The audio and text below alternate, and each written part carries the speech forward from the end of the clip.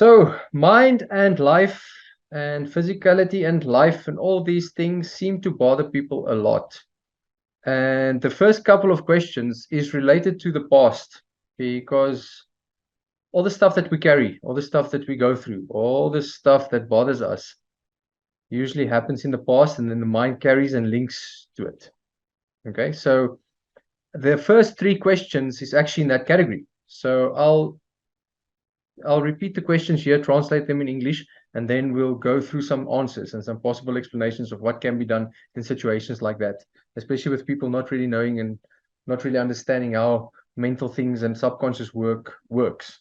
All right. So the first question is, hoe raak mens van seer ontslaa om aan te beweeg? That just basically in English is, how can you get rid of pain to move forwards? Now, I'm assuming the person who asked this question is referring to emotional pain, probably relational pain.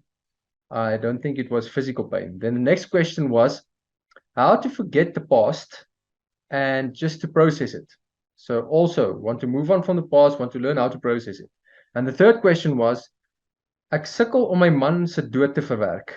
And in English, it's just, I'm struggling to process my husband's death. Now, all these things relate to one common theme. Okay, it's something that happened in the past and something that you want to get rid of in your current state.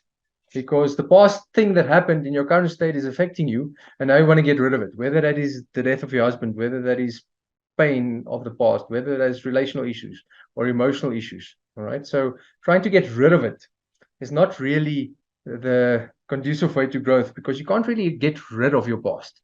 You can let it go, you can learn from it, you can grow from it, but you cannot get rid of your past. People like to make changes in the past or like to try and make changes in the past because the mind can go play there. If you sit here now in front of the screen, you can go back to an event in your mind that was traumatic for you. You can go to a place where you experienced hurt, you experienced disappointment, whether that be an emotional level, physical level. Okay, you can do that. So the mind can do that. So the mind thinks that it can go back and fix things in the past because that's where the problem occurred. So if we have a linear timeline, okay, the mind and the linear timeline thing doesn't work that well because it can latch on to these things. So how do you want to get rid of pain? Okay, that was the first question. It is very difficult to get rid of pain without acknowledging it first. All right, so if you can tell your mind that, listen, this is the type of pain and be specific because you get different types of pain. If you have, say you stubbed your toe, for instance, and you tell your mind, yes, this hurts. Okay, but what part of your body hurts? What specific part of the body hurts? What caused the pain on that body part? Did you stub your toe? Did somebody step on it?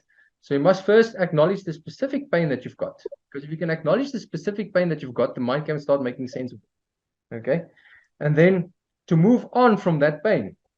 Now it's very difficult for different people. This scenario is very, very general. So it's a generic scenario because pain, moving on for people with multiple sclerosis, with fibromyalgia, with physical pain that's with them 24/7, it's not just getting rid of the pain and moving forwards. With people with emotional pain, with relational pain, it's actually sometimes better to move on with that than the body shouting at you. So there's a nice trick that you can do with your mind. There's a nice thing. And it seems like peace can only be found when you realize that you're an observer towards your life. So there's a part of you that can observe your life. It can observe your pain. So if you put your pain on a scale from 1 to 10 and you go, say your pain is 5 out of 10. Oh, 5 out of 10 is terrible. It's like, I can't handle this pain. Then you ask yourself, okay, what will happen if we move this pain up to 6 out of 10? What will happen if we move this pain up to 7 out of 10? If it's 7 out of 10 and it's excruciating, whether it's emotional pain, the grief of or the grief of losing a loved one, what is that pain like on a scale? So you scale it. The scalability of it is important for the mind. So if you can scale it and you go 7 out of 10, 8 out of 10, 9 out of 10. If you can go 10 out of 10, you go crazy and like, oh, please stop. This is the most excruciating pain I've ever had. Then you can ask yourself one question. Is someone observing that pain? Is someone not caught up in the pain, but can somebody describe it? Or can a part of you describe what the pain feels like? Okay, what it's about, and give it certain characteristics? Yes, there is a part that can do that. If you can get in touch with that part that's the observer surrounding the pain, then your past pains and your past experiences, you can manage a bit better. And then you can start maybe learning and growing from it. Now, not everybody's on the same page with that, because some people say you should go back and you should learn from your past and grow and learn from your pain and your mistakes, and then you can move on. Yes and no. Some things you don't have to move on from.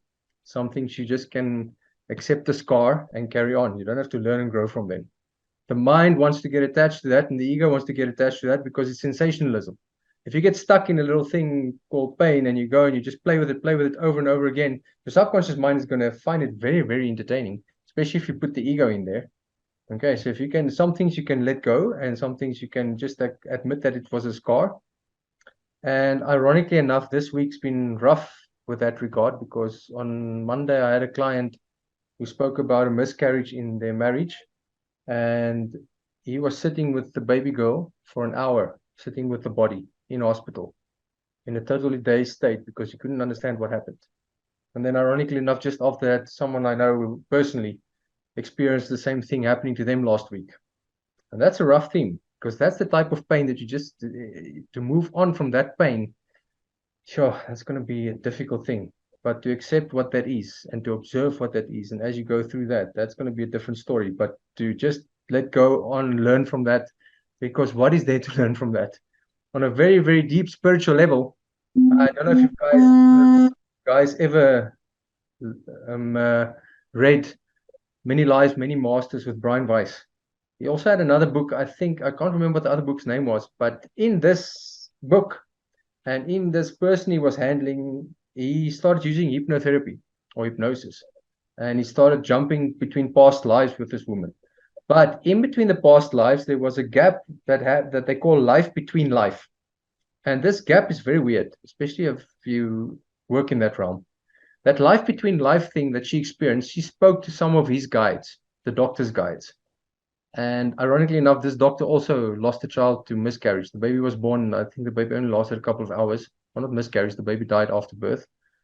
But she had a message from him, from his guides, and from that baby. And that baby came to actually clear some of his karmic debt. Now, I don't know what your belief system is and what you believe or don't believe, but in that state, that doctor, who was a trained psychiatrist, using hypnosis, very strict, scientifically based mindset, burst out in tears, and he was flabbergasted how this girl can, in his session, can tell him about his unborn child or his child that died, and tell him what the message was, considering the karmic consequences that they had, that this child had to come clear for him. So I think at that level, you can achieve peace and understanding, but for the average person going through these things, those type of sessions are not even available, and they don't even know about them. So how do you apply it, and how do you release that pain? So it's very difficult to move on from that, but it's easier to manage if you can accept that pain and then carry on. All right. So that's the first part of the questions that was interesting to me. It's how do you move on from pain like that and trauma? And I always say trauma is very subjective. You cannot tell another person that their trauma is less than somebody else's, because that trauma on the subconscious mind doesn't have a scaling mechanism. Okay, for one person that can see another person's trauma and go, that's not so bad. And that person who experienced the trauma, for them, the world ends. So you can't really justify it by going, okay, but this is not so bad and that's not so bad. And then you dismiss your own traumatic experience. That's also not a good thing to do. Okay. Now, next question. Ek weet nie hoe om 'n generational curse aan te spreek nie. Now, this is interesting. It's like, I don't know how to address a generational curse. What does a generational curse refer to? It refers to your family dynamics, your family history, and the generations in your family going back to eons. And this type of stuff that they were born with and they were struggling with, and the family dynamics are struggling with. And that's a real thing. Okay. It's funny. In the Bible, they say the sins of the father gets passed down from father to son, father to son. I think they're referring to this DNA and to this energetic thing happening in the DNA cycle and families. And you can see that in family patterns. If you, some of your DNA is your grandfather's DNA, your great great grandfather's and great great grandmother's DNA, and you still have qualities from them, this is a generational curse. Now, what the curse was, she wasn't specific, this woman, but yeah, it's just a general question I received. I didn't even get a chance to answer her because yes, this was like questions surrounding 1,600 leads over the years. But I thought this question was an interesting one. Do we have generational curses? Or do we have generational blessings? It depends on your point of view. Because if this entity that we're living in is a growing living entity that wants to expand, wants to Jesse, hy grow. is nog van terug of doen hy van die alfabet? Never mind, let me mute Barry. Okay. So if you have a generational curse, that means some family dynamic in your past should and could end with you. Okay. Now, if her curse was something say like depression, that's actually one of the next questions, but it leads nicely into that. Say if you've got a depressed family lineage, people in your family are very depressed, and now you get born in this lineage and you have depression automatically. Okay. That curse can be broken by you. And there's a generational curse. First, know what that is. First, know how that links into your family system. By that, you're going to have to do a little bit of delving into the family tree, into the family past, into where your family came from, where you came from. If you can do that, then the generational curse can be addressed. Otherwise, you're fighting blind, just taking a guess. And you don't really want to do guesswork with family stuff. I don't think that's healthy, okay? Because then the mind can fill in gaps for you that's not real. And it can go very entertaining in that direction because the family dynamics can go haywire, okay? So if you think you have a generational curse, if you think you want to address it, who's the part of you that wants to address it? Focus on that part that realizes there is one, and then allow that part to make decisions and investigate and then see what conclusions you can come up with. In the end, when you die, okay, your family curse, your generational curses, all those things won't matter. Depends with the mindset you go into death with. And that's supposed to be peaceful. I think all of us. So I think it's a God-given right to go into death with peaceful thoughts. But who the hell manages that? Very few people, okay? Because we don't think of death. But if you think of your family generational curses, you're going to have to deal with death because most of your ancestors are dead already. And it's interesting because the Bushmen, they've got a very close connection to the ancestors and people in the East and people, there's different cultures that's got so many links to the ancestors. Sorry, I just want to put this on silent because this is not supposed to bother me. But in the Afrikaans culture, we've got ancestors, but the connection, the honoring of the ancestors is not as deep and as authentic as I've experienced in the Eastern cultures and even in the Bushman cultures. Okay, if you look at them and how they treat them, they ask them for advice, they can talk to them, they can connect to them. It's a physical, tangible thing for them. They respect the ancestors, they show amazing respect towards the ancestors. And that is interesting because in those cultures, I don't think the generational curses are that bad because they're aware of it. It's not something strange for them. It's not something airy-fairy for them. It's actually quite real. Okay. So speaking of generational curses, the next question was, ek is baie depressief en my seentjie van 8 is ook. Ek weet nie altyd hoekom nie. Hoe weet ek wat maak my depressief? So in English, it's this woman says she's very depressed. She's got depression on a high rate, and her son is also suffering from depression. She doesn't always know why. How does she know what makes her depressed? If you could answer that question for yourself, imagine how people's life would change. What the hell is making me depressed? Okay. So again, we like to break this in the subconscious realm. It's nice to break these things up into parts and be very specific. Okay. First, acknowledge what does depression mean for you? Because I know there's the diagnoses and the people who label depression as certain symptoms. And yes, those symptoms are quite general, quite general according to what they are. But if you're specific, what does depression mean for you? How does it feel in your body? What does it do to you? Okay, if you have that depression, you start asking people's explanations about what depression means for them. Very often, they'll refer to what they've read and what they've experienced and what the diagnoses are in the medical world. And they'll say, yes, I've got that. But if you dig a little deeper, if you ask them to just dig a little deeper on a personal level, how would they explain it without other people trying to explain it? What is depression for them? Then you start to see the subtle differences in people's experiences of what depression is. Okay.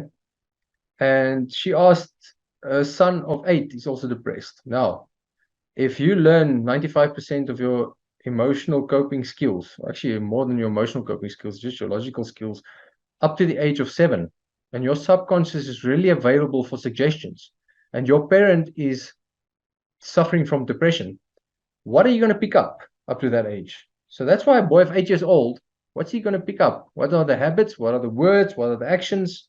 What does he see? So it's important that parents understand that they have a huge effect on their children. And that effect will explain why he's also sometimes depressed. So if you want to find out what makes you depressed, first find out what depression means to you. Then, what are the triggers?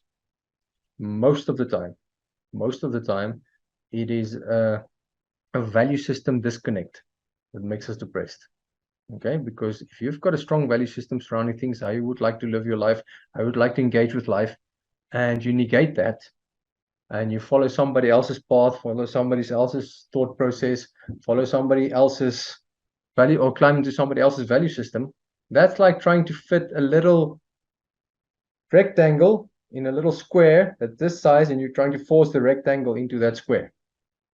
Okay, you're a very unique human being. And I hear the other day we've crossed the 8 billion mark of people on this planet. So there's now more than 8 billion people on this planet. That's a huge number. And all those people have different qualities if you dig deep enough. I mean, fingerprints, eyes, ears, even patterns on the tongue. Okay, it sounds funny, but they're different. Now, if you are that different on a physical level, on a mental level, what does that mean for you? On a mental level, what does that mean if you experience depression? Okay, start triggering and seeing ask questions, what is unique about you and what is your own uniqueness that you suppress? It's amazing if you just allow people to tell their stories in their frame of reference, in their words, everything that they want you without judgment and just sitting there. It's amazing the type of change that happens in their demeanor. So if you want to find out what makes you depressed, just start there. I think that's a good place. It's like, where have you sold some of your values to fit in the world, and where are you working against yourself?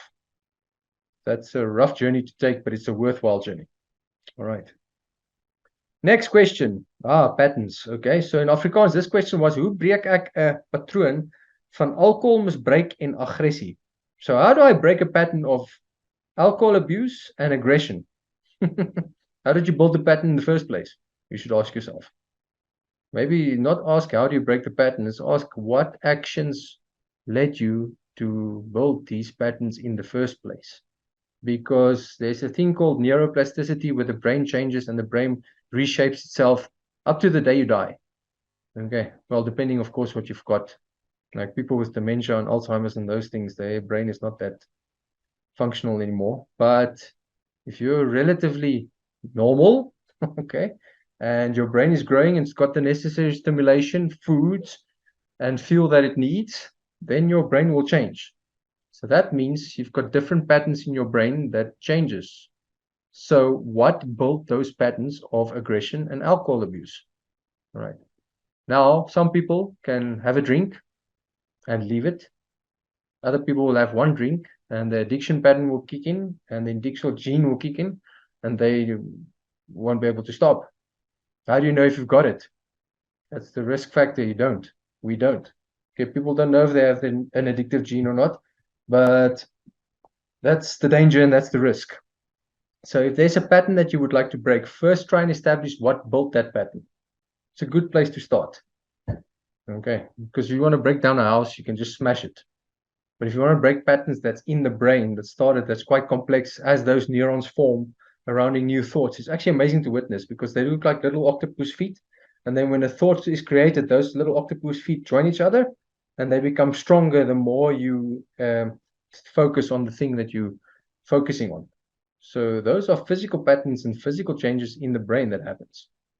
What started those patterns? Okay, that's a good way to start to learn how to break them. And then to break them, you need help. It's very difficult to do it alone. Okay, nope, not a lot of people are strong enough to break patterns, especially when it comes to alcohol abuse and aggression. And funny enough, the aggression might have been first, and then the alcohol pattern would have followed. because a lot of people have some internal conflicts and then they try and soothe that with whatever they can do from the external world. And then that leads to chaos. Okay. Last question. Ek weet nie hoekom ek ongelukkig voel, selfs al is ek op my gelukkigste nie. Hoe verander ek dit? Okay, so in English, I don't know why I'm feeling unhappy, even if I'm at my happiest. How do I change it? All right. That's an interesting one, because if you know you're at your happiest and you're still unhappy, there is still a dichotomy. There are still two things happening here. Okay, and there's a part of this person that picks it up. Okay, even if I'm at my happiest, I'm still unhappy. So again, distinguish between what those two feelings are. What's the unhappy feeling? What's the happy feeling? Okay.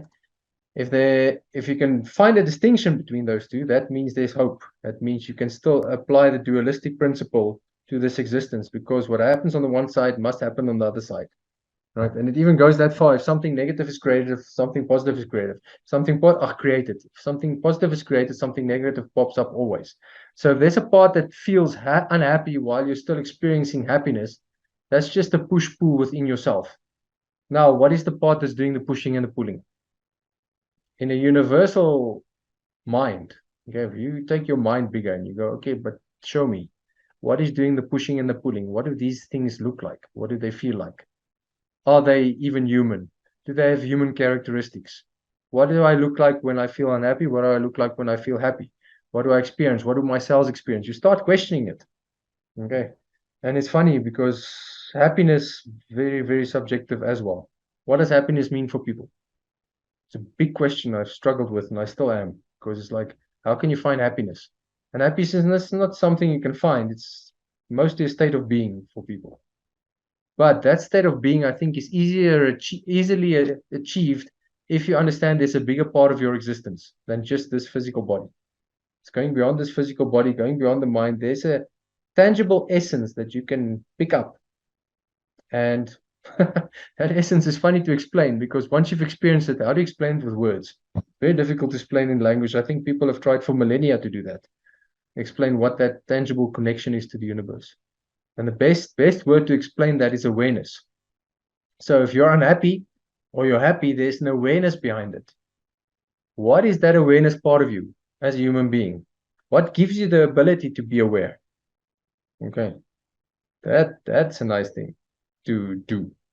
So if you want to change being happy or unhappy, on a purely physical level, the studies that they've done with neurological research, it's fascinating that an unhappy mind is one that's not focused in the present. Basically, that's what it comes down to. It sounds simple, but if you're not focused in the present, if you're busy with something and your mind is either going to positive or negative thoughts in the future or the past, your whole being doesn't seem to like that. Ironically, even if you think of something positive, if you're busy and you're focusing in the moment and you're thinking of something positive, that also has a negative effect on you. Ironically enough, it makes people depressed. And I think they did this with about 2,500 people in this study, and all of them said they felt at their best, at their happiest, when they were busy interacting with what they were busy doing in that moment. And that's where Eckhart Tolle and Ram Dass and all the guys that preach the power of the now comes in, I think. Because if you have that power of now, you can be in the present moment with your full awareness. There's no place for happy and unhappy. It's just a different state of being. Okay, so that's an interesting question to have.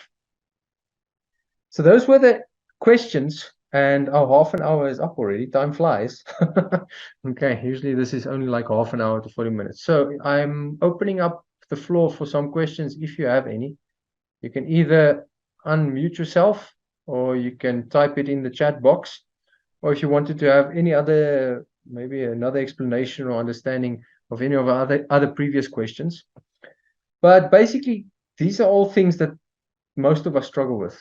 It's not strange. I think if you put a room full of people together and you ask them to list their problems, the similarities will be amazing with most people. And even to a degree where it's worse trauma, less worse trauma, which we don't judge the depth of. It is amazing the experiences that people go through, and at the core level, I think it will be very similar, the feelings that they feel and the basic helplessness that sometimes happens that you cannot fathom out with life. Okay. So yes, half an hour, quick. And as I said, this is the final one for the year. We'll start next year again, probably only maybe end of January, but I'll see. Okay. If you have any questions, you're welcome to put them in the chat box now. If you don't, then I hope you have a very, very peaceful evening. And I hope these things made sense and there were some lights that went on in the mind and some things that you understood a bit better. And in the end, connecting to something that's outside of yourself, that's bigger than yourself, is a great way to start handling life's problems, especially fighting with them in this dualistic universe. And I'm pretty sure that's where religions missed the mark. They want people to connect to a higher power, but they don't show them how. They preach to them. They don't empower them. There's ways to empower yourself instead of people preaching for you. Okay. So thank you guys for joining.